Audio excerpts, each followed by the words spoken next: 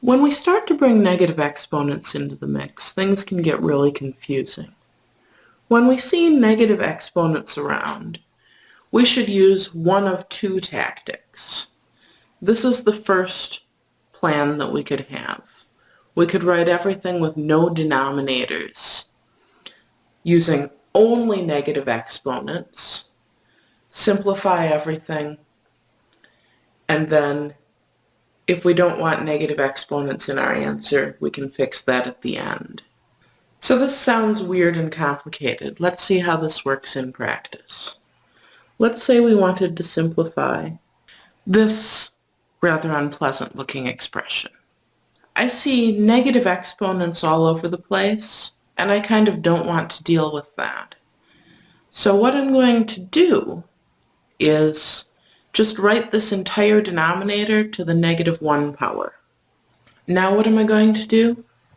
Well, I'm going to get rid of the parentheses with the power of a power rule. So I'll have x to the 1/3 times 3/2, y to the 2/5 times 3/2, z to the 5/8 times 3/2. That's this part. X to the -1/2 times -1/5. Z to the 3/2 times -1/5. And now, let's see, I'm going to need two power of a power rules here. I'm going to do this one at a time. X to the -1/5 times -1. This expression in parentheses to the -1/2 times -1, y to the -2 times -1. Alright, let's actually do some multiplication. 1/3 times 3/2 is 1/2.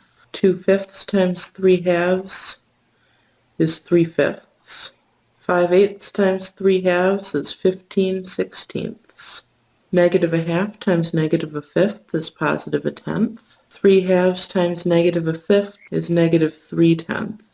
-1/5 times -1 is +1/5. -1/2 times -1 is +1/2. And -2 times -1 is +2. Power of a power rule again, right? Let's see, y to the 2/3 times 1/2, z to the -1/3 times 1/2.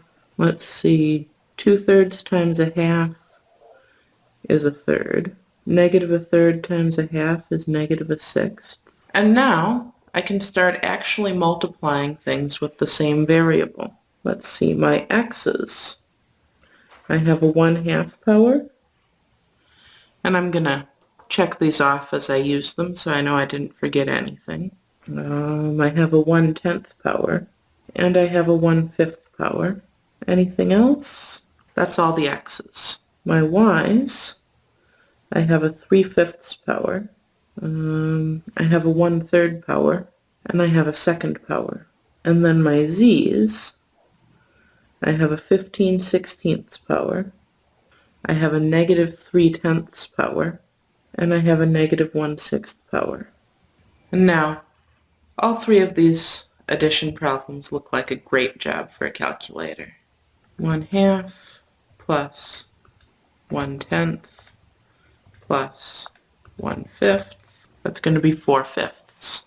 3/5 plus 1/3 plus 2. That's 44/15. Notice with rational exponents, we typically want to leave them as improper fractions, not mixed numbers. And then z to the 15/16 minus 3/10 minus 1/6, which is the beautiful, pleasant 113 240ths. And that's it. This big complicated expression simplifies to to this.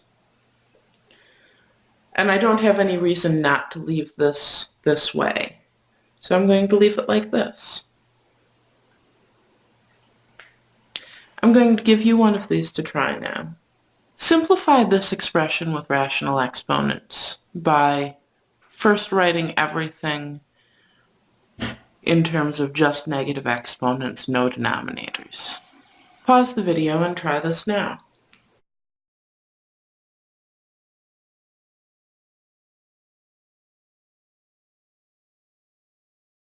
Alright, so I'm going to write this whole denominator to the negative 1 power. And now I'm going to use the power of a power rule to simplify. This first expression ends up like this. Second expression ends up like this. Third expression, well, I'll have negative 1 times 4 is negative 4. Let's do a quick pass and do all the multiplication we've got available so far. Negative 1/2 times 10/3, that's negative 5/3. 1/5 times 10/3, that's 2/3. Negative 1/2 times 10/3 was negative 5/3. Positive 1/2 times 10/3 must be positive 5/3. Negative 1 times negative 2 is positive 2. 1/3 times negative 2 is negative 2/3. And then I'm going to simplify this with the power of a power rule. X to the 2/3 times negative 4. Z to the negative 1/5 times negative 4. So I'll have x to the negative 5/3, y to the 2/3, z to the positive 5/3, x squared, y to the negative 2/3, and now I multiply 2/3 times negative 4, x to the negative 8/3. Z to the negative 1/5 times negative 4 is positive 4/5. Okay. And now I'm going to multiply my matching variables. I'll have x to the negative 5/3 plus 2 minus 8/3, y to the 2/3 minus 2/3, z to the 5/3 plus 4/5. Where will that leave me? For my x, I'll have negative 5/3 plus 2 minus 8/3, negative 7/3. 2/3 minus 2/3 is 0. Y to the 0, that's just 1. I'm going to write times 1 so I know I didn't just forget about the y. And z to the 5/3 plus 4/5. That's 37/15. And now I don't actually need the 1. This whole big complicated expression simplifies to just this. If I wanted to write this using only positive exponents, negative 7/3 tells me x to the 7/3 should be in the denominator. And then z to the positive 37/15 goes in the numerator. Without any instructions either way, I could give whichever one of these I like better for my answer.